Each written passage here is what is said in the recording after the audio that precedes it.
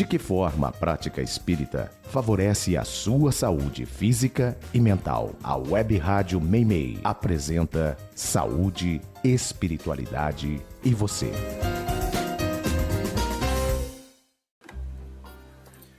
Bom dia, meus queridos amigos, ouvintes da Web Rádio Meimei.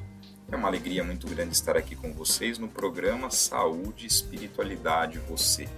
Meu nome é Ricardo Cavalcante, eu sou membro da Associação Médico Espírita de Botucatu.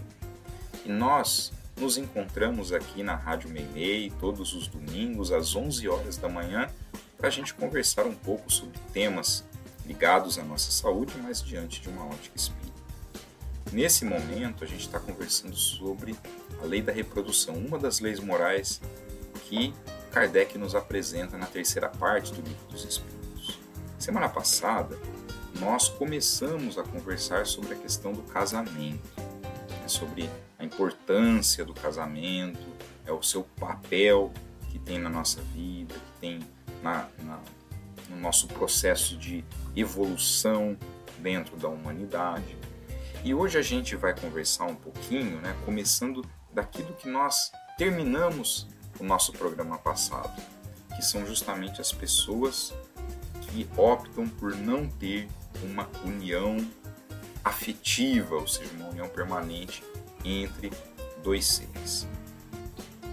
Já no programa passado nós comentamos que algumas pessoas optam por não ter essa união justamente por quê? Porque tem trabalhos, porque são pessoas que se dedicam a determinadas tarefas que acabam ocupando o seu tempo, a sua força.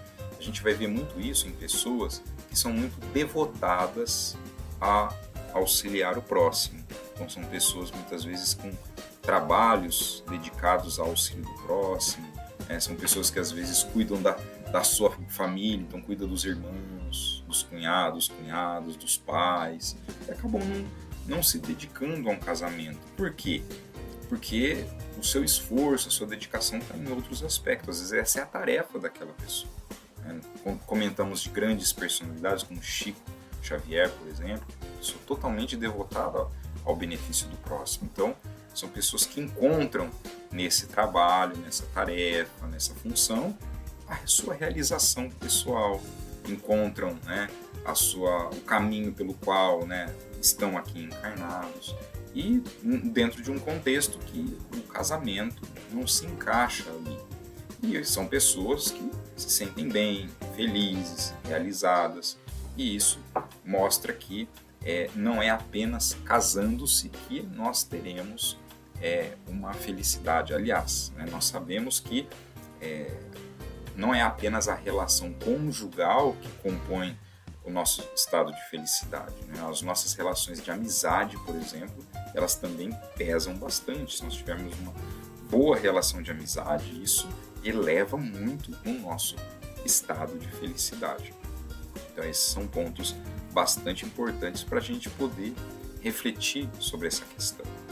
Mas nós temos também pessoas que acabam optando por ficarem sozinhas. E não porque elas têm um trabalho a se realizar, mas muitas vezes por quê?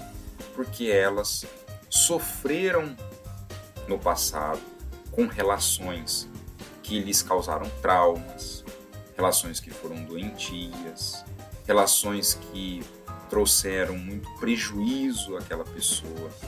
E muitas vezes esse indivíduo, ele não se sente mais à vontade, ou ele não se sente mais disposto a ter uma nova relação conjugal, e ele acaba se fechando em si.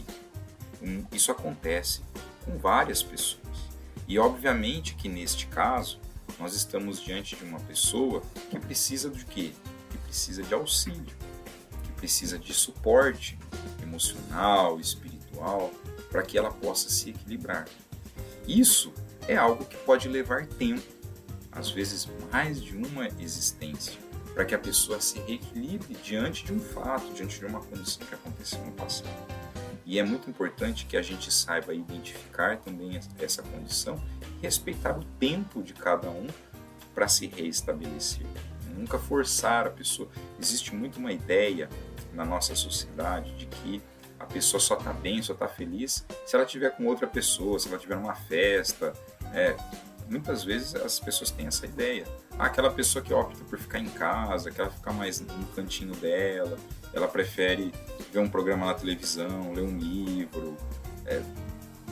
Isso, para algumas pessoas, é motivo de realização. Ela se sente bem e às vezes ela precisa desse momento mais introspectivo, desse momento um pouco mais olhando para dentro de si, porque às vezes é necessário para ela se equilibrar, é necessário para ela se restabelecer. Nem sempre ela tem que estar fora, se comunicando, saindo com os amigos, tal, ou tendo uma relação conjugal.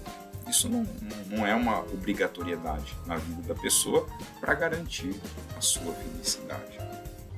Mas é importante que as pessoas, na verdade, saibam identificar a sua condição, porque é necessário identificar principalmente quando a gente está diante de uma situação que pode ser até mesmo patológica, ou seja, uma pessoa que está passando, por exemplo, ela pode ter um trauma emocional importante e ela precisa de um acompanhamento, ela precisa de um tratamento diante daquilo, para que ela consiga vencer, muitas vezes, dores, sofrimentos íntimos muito importantes, mágoas, culpas que ela pode estar trazendo e que podem levar ela ao adoecimento no futuro.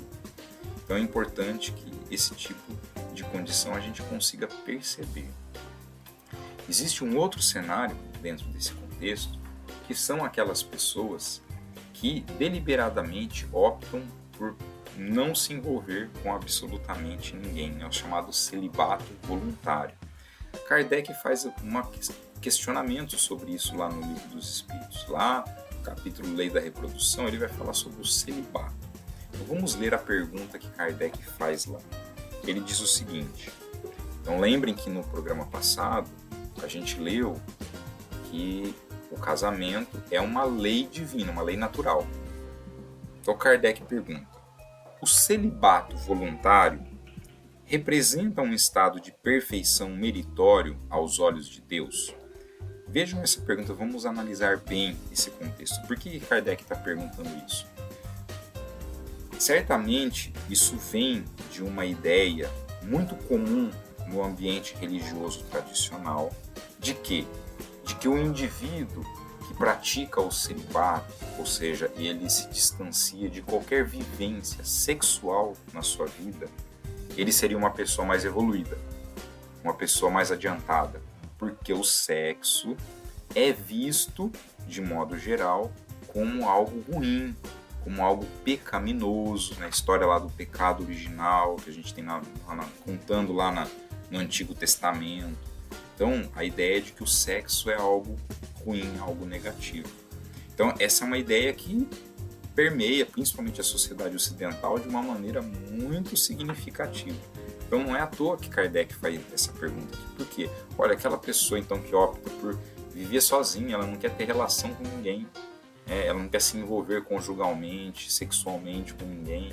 Então ela é uma pessoa mais evoluída. Então o celibato voluntário ele representa uma evolução aos olhos de Deus? Resposta dos Espíritos: não. Vejam bem, não. E os que assim vivem por egoísmo desagradam a Deus e enganam o mundo.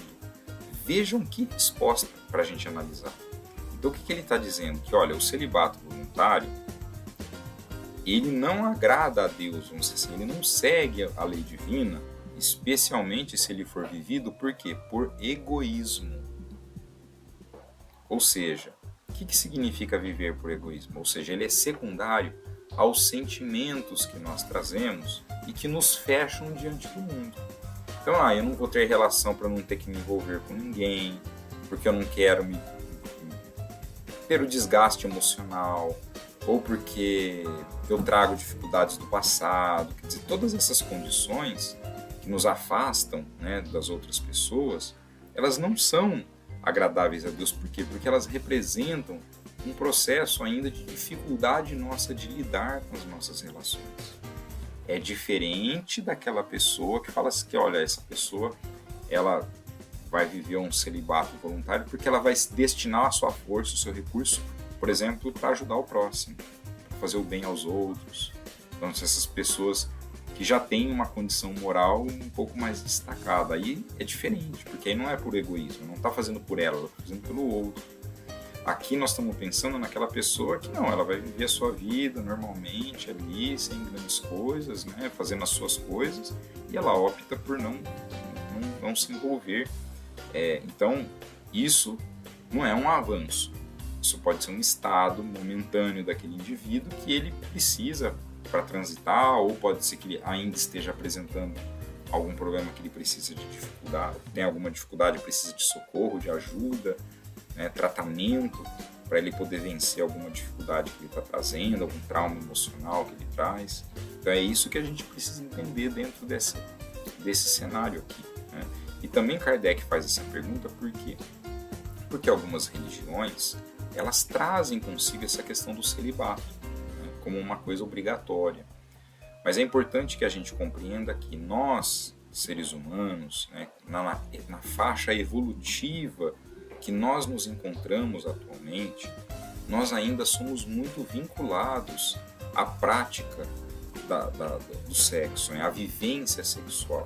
Isso ainda faz parte da nossa vida de uma maneira muito intensa, né? A libido, o desejo sexual, isso ainda é algo muito presente.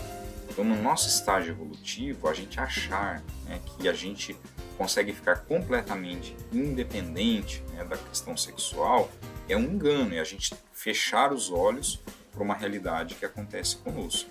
Então, o que a gente precisa fazer na nossa condição é o quê? É educar-nos, né, educar o nosso comportamento perante o sexo, né? Obviamente que a gente não está falando aqui para a gente, né? Então vamos saindo, tendo relação com todo mundo, né? Sem qualquer critério. Não é isso, né? Nós temos, na verdade, estamos numa fase em que a gente precisa educar esse componente do nosso ser, que é a nossa sexualidade. A gente precisa trabalhar dentro desse processo para nos orientar, para ter uma vivência sexual que seja fisicamente saudável, emocionalmente saudável e espiritualmente saudável. Que isso permita com que a gente consiga, né, trabalhar isso. E a maior ferramenta que nós temos, né, o maior guia para a vivência sexual é o amor. O amor vivido, ou seja, a partir do momento que a gente tem uma relação afetiva com uma pessoa, né, a gente dá um sentimento que vai sendo construído entre aqueles dois seres que vão se envolvendo, eles vão se envolvendo emocionalmente e vão se envolvendo sexualmente, mas o que está guiando não é o envolvimento sexual, é o afetivo, é o amor que se estabelece, o respeito, o carinho, né, a ternura, quer dizer, todo esse envolvimento que vai ter entre dois seres, né, a tolerância que você vai criar ali, né, o fazer para o outro, desejando, né, a felicidade do outro, né, saber dar e receber dentro desta relação. Isso tudo que vai sendo construído é quem vai guiar, né, é isso que vai, né, no dia a dia, é o que vai sustentando aquela relação. O sexo, ele vai vir como vamos dizer assim, um complemento, até porque ele não é obrigatório, mas ele vem como um complemento. Então as pessoas que vão ter essa vivência vão se utilizar disso para quê? Para tornar aquela relação cada vez mais próxima, mais íntima, e aqueles espíritos vão se vinculando de uma maneira muito forte. Então isso é muito importante que a gente tenha essa percepção, porque isso nos auxilia a nos conduzir dentro desse cenário e a compreender de que forçar um celibato pode ser algo danoso, pode ser algo que traga para o indivíduo muitos problemas, também trazem traumas, também trazem dificuldades para a pessoa. E a gente vê que, na verdade, há pessoas que sofrem de uma maneira muito significativa com esse tipo de cenário. Por isso que a doutrina espírita traz para nós esse questionamento, mostrando, né, que a gente precisa, na verdade, ter um outro caminho. Kardec complementa aquela primeira pergunta com uma outra a respeito do celibato, falando justamente essa questão, olha, da parte de certas pessoas, o celibato não será um sacrifício que fazem com o fim de se devotarem de modo mais completo ao serviço da humanidade. Aqueles casos que nós estamos falando, ou seja, a pessoa que não está fazendo isso por ela opta pelo celibato, ela opta por não ter um envolvimento afetivo, porque ela está focada em cuidar do outros, né, do próximo, seja da família, seja da comunidade, né, mas ela está com esse olhar. Né? A resposta é muito clara, olha, isso é muito diferente. Então, diferente do que eles comentaram antes. Né? Eu disse, por egoísmo, todo sacrifício pessoal é meritório quando feito para o bem. Quanto maior o sacrifício, tanto maior o mérito. Então Kardec deixa claro aqui para a gente que é muito importante, quer dizer, que a pessoa que vai vivenciar essa questão do celibato o faça dessa forma, né? O faça dessa maneira.